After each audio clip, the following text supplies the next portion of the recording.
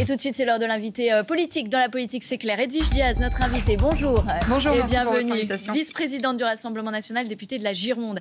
Sébastien Lecornu renonce donc au 49.3. Est-ce que vous craignez, comme Jean-Luc Mélenchon, on vient de le voir, qu'il se serve d'autres outils constitutionnels pour faire le budget à sa main? Ça n'est pas à exclure. Bon, déjà, moi, quand j'ai entendu cette annonce, je me suis dit, comme l'immense majorité des Français, ça y est, le cauchemar de voir un Premier ministre monter les marches pour se retrouver à la tribune de l'Assemblée nationale et dire sur l'article, sur le fondement de l'article 49.3, je mets la responsabilité de mon gouvernement en jeu. Je me suis dit, ça y est, c'est terminé, enfin, parce que cette formule, on l'a beaucoup trop entendue. Maintenant, je n'oublie pas que M. Lecornu est un macroniste et il n'a pas tout dit dans son allocution hier. Vous voyez, là, je m'étonne déjà du temps qu'il faut à M. Lecornu depuis sa nomination pour nommer un gouvernement. On a quand même déjà perdu beaucoup de temps. On ne sait même pas, a priori, peut-être en début de semaine, qu'il y aura ça vous intéresse, le gouvernement, ça change quoi finalement dans la discussion? En tout cas, je vais vous dire, moi je suis très régulièrement dans ma circonscription en Gironde, j'ai pas l'impression que ça intéresse beaucoup les Français. Mais pour commencer les travaux parlementaires, il faut qu'il y ait un gouvernement. Donc là, je trouve qu'on a perdu beaucoup de temps. Et donc je me demande si cette perte du temps ne s'inscrit pas dans une stratégie, dans une manœuvre de M. Lecornu pour en fait utiliser un autre article de la Constitution qui s'appelle l'article 47 et en fait qui viendrait, si à épuisement du temps consacré au débat budgétaire, et bien du coup il n'y a pas de vote du budget, et bien c'est la feuille de route, c'est le projet de loi, donc c'est le budget gouvernemental qui puisse passer sans vote. Par ordonnance, avec cet article 47.1 de la Constitution. C'est ça, exactement. Donc en fait, ça reviendrait à la même brutalité qu'un 49.3. Donc vous, c'est les soupçons que vous avez. Oui. Pourtant là, il décide de redonner la main aux parlementaires que vous êtes. Vous devriez être quand même salué. Et même Marine Le Pen l'a fait hier en disant que c'était quand même un acte démocratique.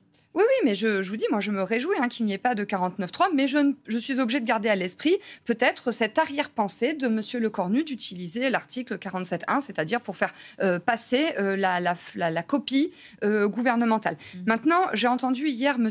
Attal saluer la décision de M. Lecornu et dire à M. Lecornu, nous serons à vos côtés pour faire voter un budget. Moi, je voudrais juste rappeler que l'année dernière, au moment des débats budgétaires, les amis de M. Attal, les députés macronistes, ont littéralement déserté les bancs de l'Assemblée nationale, ce qui fait que ce sont les amendements lunaires de fiscalité confiscatoire proposés par le nouveau Front populaire qui sont passés dans la copie budgétaire. Nous, au Rassemblement national, nous étions extrêmement mobilisés. Vous le savez, nous sommes le groupe le plus assidu à l'Assemblée nationale. Mais je veux juste dire à M. Attal, je veux lui rappeler en fait l'adresse de l'Assemblée nationale, 126 rue de l'Université, pour qu'il la communique à ses députés, parce qu'il faudra qu'il soit là pour voter les délires idéologiques de l'extrême gauche. Vous dites qu'on a voté beaucoup de choses confiscatoires, mais vous y avez participé l'année dernière. Ah bon? Parce que en vous abstenant sur la taxe Zuckman, vous avez fait passer cette taxe Zuckman qui touche donc les patrimoines les plus aisés et le patrimoine productif. Non, parce qu'en fait, nous voulions juste laisser courir le débat. Moi, ce que je veux dire, c'est que la ligne... De fait, ça a été voté. Non, mais c'était juste en première lecture. Et ce que je veux vous dire, c'est que nous, avec Marine Le Pen, notre feuille de route, elle est claire, c'est pas d'augmentation d'impôts. Vous voyez, moi, je suis élue en Gironde, un territoire très viticole. Et je me souviens que l'année dernière, au moment des discussions budgétaires, le nouveau Front populaire n'a cessé de proposer de nouvelles taxes, de nouvelles fiscalités contre la viticulture, la taxe sur les cotisations sociales, sur la publicité, oui, mais etc. Il faut rapprocher ce que vous dites des actes, fait, du coup, parce qu'en laissant passer la taxe Zuckman, non, mais la taxe, vous la faites voter à l'Assemblée. La taxe Zuckman, c'est pas l'alpha et l'oméga. Moi, je veux dire, en fait, dans le quotidien des Français, dans le quotidien des viticulteurs notamment, eh bien, ils ont été accablés de taxes parce que le bloc central était littéralement absent des discussions budgétaires et le NFP a pu faire passer ces taxes. Heureusement, je le dis, que le Rassemblement national était là, extrêmement mobilisé pour rejeter cette explosion de la fiscalité qui aurait aggravé le budget des Français et la compétitivité des entreprises. Alors, Sébastien Lecornu, il dit que lui, il veut des baisses des dépenses et pas d'augmentation d'impôts. Donc là-dessus, vous êtes plutôt raccord. Est-ce qu'en renonçant aussi au 49.3, vous dites, on va essayer de débattre au Parlement, on va essayer de se mettre d'accord, puisque finalement les Français ont voté pour cette Assemblée nationale-là.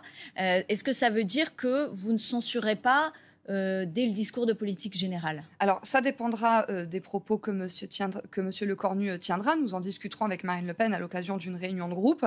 Moi, ce que je veux dire, c'est que le Rassemblement national a toujours fait preuve de responsabilité. Il n'y a pas de sectarisme de notre côté. Vous pouvez reprendre tous les débats parlementaires depuis 3 ans. À chaque fois qu'un amendement allait dans le bon sens, à chaque fois qu'une proposition de loi allait dans le bon sens, nous l'avons voté.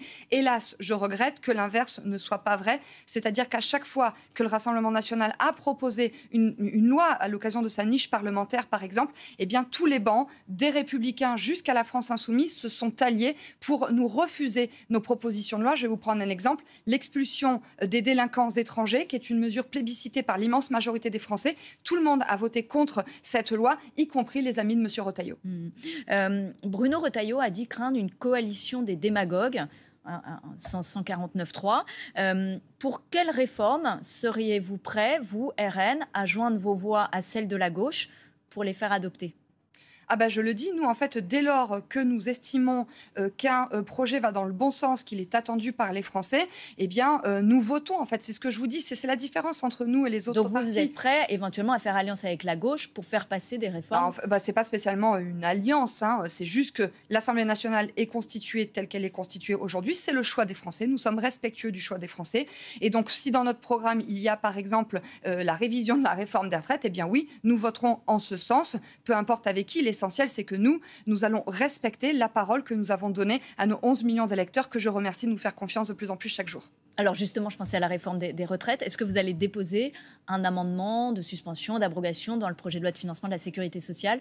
Oui, c'est possible, c'est à l'étude. De toute façon, Marine Le Pen a été très claire sur ce sujet. C'était dans le programme de Marine Le Pen, l'abrogation de la réforme des retraites d'Emmanuel Macron. Donc nous, avec beaucoup de constance, avec beaucoup de cohérence, avec beaucoup de détermination aussi, oui, nous transcrivons par des actes nos engagements électoraux. Il y a eu des gestes qui ont été annoncés. On commence à voir se dessiner un peu le budget. Sébastien Lecornu a parlé d'une taxe sur le patrimoine financier avec un rendement assez faible quand même, à 2 milliards.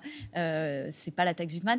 Est-ce que ça vous convient ? Est-ce que vous trouvez qu'effectivement les patrimoines aisés, les holdings doivent être mis à contribution ? J'attends de voir le texte parce que du coup c'est une annonce qui a été sortie hier sur un plateau télé. Je peux pas me positionner sans avoir lu l'amendement, savoir à quoi va servir cette nouvelle recette fiscale. Nous, vous savez, avec Marine Le Pen, nous sommes contre l'augmentation des impôts. Mais en même temps, vous êtes pour la justice fiscale, non ? Exactement, tout à fait. C'est pour ça que j'attends de voir à quoi va servir cette taxe, comment elle va être dirigée, sur qui elle va s'appliquer, parce qu'on entend toujours les plus riches, les plus riches. Moi, j'attends de voir aussi à partir de quel seuil on considère que quelqu'un est riche. Donc voilà, donc beaucoup de prudence dans la réponse que je vous formule, parce que j'attends de voir le texte, parce qu'avec les macronistes, on n'est jamais à l'abri d'une mauvaise surprise.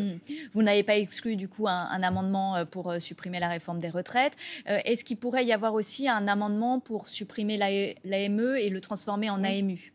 Oui, ça fait partie de notre programme électoral. Vous savez, cette aide médicale d'État qui bénéficie aux clandestins, alors que beaucoup de Français ont de plus en plus de mal à se soigner. Le budget de l'aide médicale d'État, avec ses bénéficiaires qui ont triplé en 20 ans, c'est vraiment une injustice sociale. C'est un affront qu'on fait aux Français qui cotisent et qui n'arrivent plus à se soigner. Donc oui, bien sûr, comme à chaque budget, nous proposerons un amendement pour supprimer l'aide médicale d'État, le transformer en aide médicale d'urgence. J'espère que les amis de M. Retailleau le voteront. Moi, ce que je veux dire, c'est que M. Retailleau, ça fait un certain nombre de temps maintenant qui nous fait des déclarations en matière de fermeté sur l'immigration. Malheureusement, on ne voit rien arriver.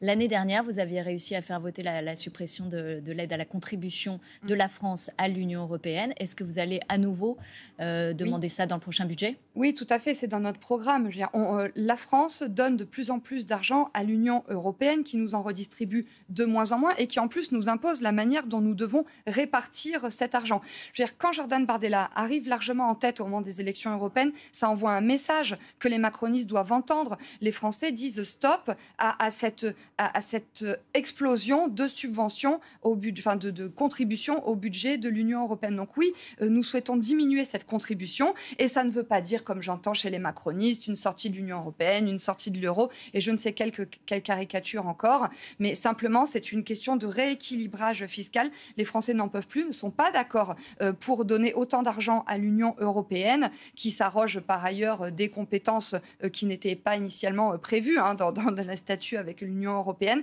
Donc oui, nous le disons, il faut baisser la contribution nette de la France au budget de l'Union européenne. Et voilà comment on va récupérer de l'argent et faire des économies, parce que c'est ça en fait le cœur du sujet. Et ce que nous voulons avec Marine Jordan Bardella, c'est faire des économies. Il y a eu un accord au Parlement pour les postes clés. Le RN a retrouvé 2 vice-présidences. Ça veut dire que vous êtes accordé avec le socle commun pour que vos vice-présidents passent. Vous n'avez pas participé ou mis de candidat pour la présidence de la Commission des Finances, que vous revendiquiez par ailleurs avant. Est-ce que ça veut dire qu'en fait, il y a un accord plus global et que finalement, ce renoncement au 49.3 pourrait faire qu'il y ait des alliances entre le RN et le socle commun pour faire passer un certain nombre de sujets? Non, ça, c'est ce que disent nos adversaires du nouveau Front populaire.